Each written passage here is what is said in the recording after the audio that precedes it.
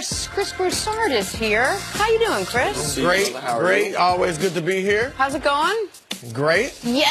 Isn't it funny that yesterday Chris was filling in for you? You're shaking your head because you're afraid of what I'm going to say. No, I'm not afraid. You don't know what I'm going to say. You're right. I just pulled the neck right. I literally just pulled the neck right. And out of blue, we started talking about Markelle Fultz. Remember, I was like, hey, whatever happened to Markelle Fultz? Oh, I thought you were talking about the intro that you butchered with the Chris. And Chris, we got too many Chris's here. I was watching the show. You didn't like that. You didn't like that, He was part of the butchering. He did it with me. I have no right. That's right. If I'm willing to accept the beards, you can accept the Chris's. Oh, my goodness. Okay. I mean, a real beard. Jenna's point was, we talked about Markelle Fultz off the air, apparently and now he's back. Yes, it seemed witty when I wrote it at 3 o'clock this morning. Apparently, Markelle Fultz overheard us, decided last night was going to be his night to get back on the court after a shoulder injury. The #1 overall pick played for the first time since October 23rd. He missed 68 games and seemingly forgot how to shoot the basketball. He scored 10 points last night, dished 8 assists in a win over the Nuggets. Fultz spoke about his performance after the game. It was a little bit of excitement and a little bit of just like, I got to help the team. Like, I don't want to let the team down. So, I mean, once I stepped on the floor, it felt great just to be back out there with my brothers and have fun.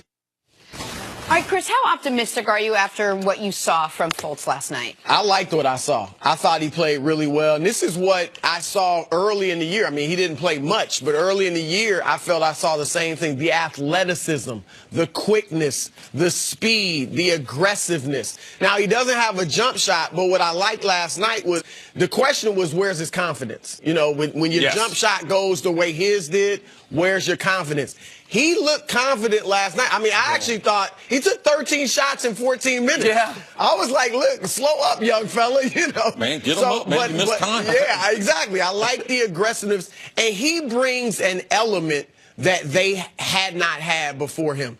They've got pretty much everything. I'm not saying they're a great team yet, but they've got shooting. They've got the great point guard with court vision. They play great defense. They've got the post player inside and Embiid who's versatile. What they didn't have was that one guy who would break you down off the dribble and attack and get to the rim. And now they have that in Fultz. Again, I'm not saying he's going to come in and be a huge factor in the playoffs, but I liked what I saw. I'm very optimistic with this debut. Chris, let's go back to last year when we were in Los Angeles, when you were very, very high on Markelle, even the abbreviated college season, what you thought. So let's break it down exactly. Forget what happened with his shooting.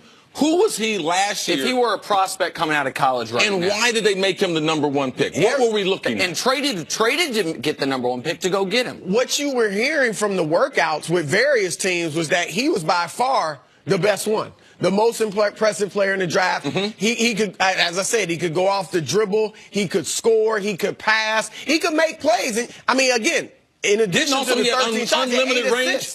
Well, I didn't want to say that because of what's happened now. No, we can't. We got to disregard that. If you take that away, yeah, he was a shooter. Yes. That's what was so strange about, and obviously they're putting it on the shoulder, and that certainly has something to do with it. And then I think from there, mentally, he just got messed up. Listen, this is how good Markelle Fultz was coming out of school.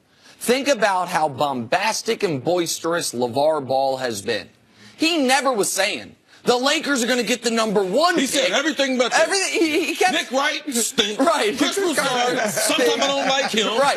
The whole thing. Chris and Little Nick. Right. But the whole time prior to the draft, prior to the lottery, he wasn't saying the Lakers are going to get the #1 pick. Yeah. He was always saying the Lakers are going to get the #2 pick and take my son. Why? Because everyone knew this guy was going #1 overall. He was and it's unbelievable to think of now, he was the safest pick. Because what you knew is at the very least, he's going to be a 15 to 20 point a game scorer early in his career and probably 20 plus later in his career. Which is why what happened to him was so perplexing. Now, yesterday, you mentioned getting off 13 shots in 14 minutes. He somehow became the first player in the history of the league, not rookie, player, to have at least 10 points, at least 8 assists in less than 15 minutes of action. I mean, the things were running through him when he was on the court.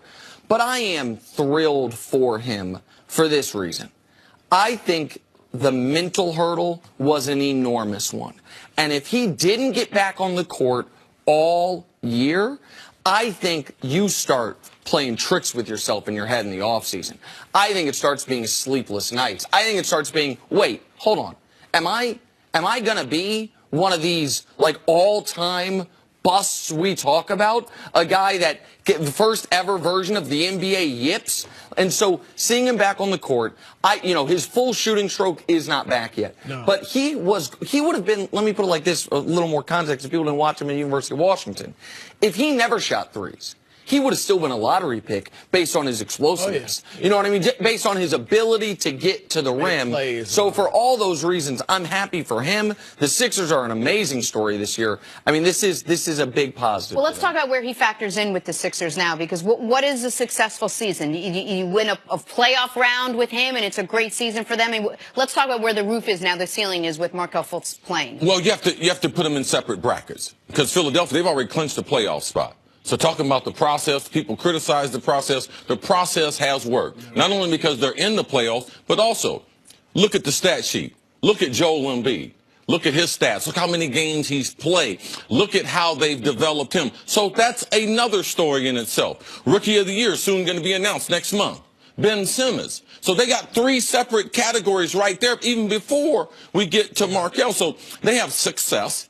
As far as the team, Joel Embiid, the process there is working. Bam. Now they got Ben Simmons. Bam. So for me, I wasn't worried about the kid as much because I saw those other 2 struggle. And they were with the organization that was literally not giving lip service, was they were going to be patient. Now, his ability maps up well. Now, he's only got 10 games before the playoffs. So they're going to be a success in the playoffs because of other stories.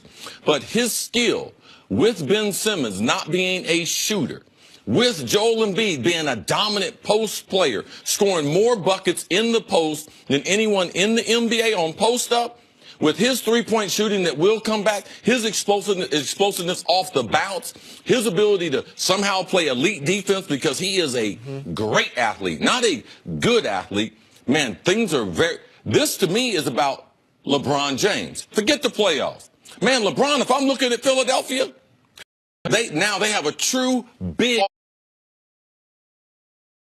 off the dribble, can shoot with either hand, and is going to have his jumper. You got Ben Simmons, who is a LeBron clone.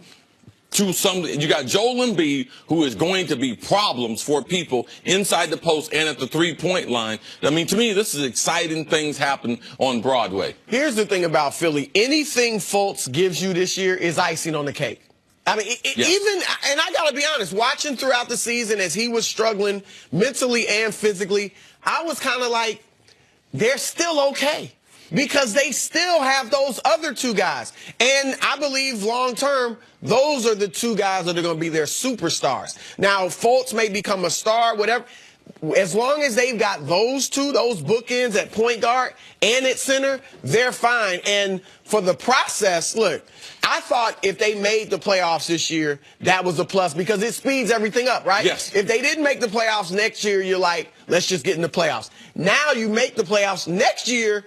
Whether you get LeBron or not, next year you are thinking finals, right? Can we win the East? Yeah, can we win the East? Absolutely. I think right now they can get, I'm not predicting it, can get to the Eastern Conference Finals if they avoid Cleveland until then. That is 100% correct. Like right now they would play Toronto in round 2.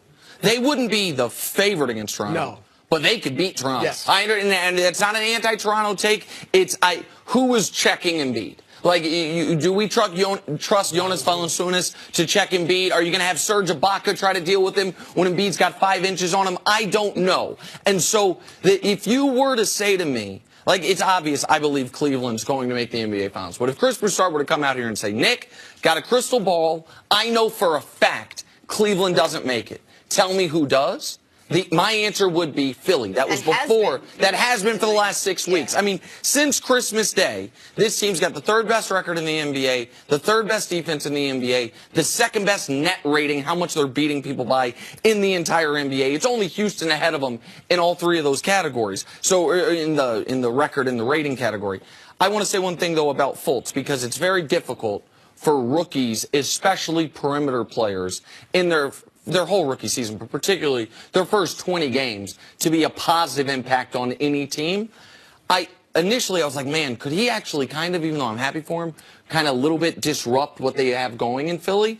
And then I realized he's going to be taking minutes from T.J. McConnell. Exactly. And T.J. McConnell is a below replacement level player in the league. So if Markelle Fultz is just, I mean, T.J. McConnell's a guy who has shot the same amount of threes as Ben Simmons this year as a 6'2" point guard. Like, so he has been a huge negative. If you're taking McConnell's minutes, even if you don't do what you did last night, that's a positive for Philly. This is a really good day to be a Sixer fan. No question. All right, Chris, we'll see you in a little bit. Coming up is a time to consider Lonzo's rookie year successful. Next on First Things First. Broussard's been high on Lonzo all year long.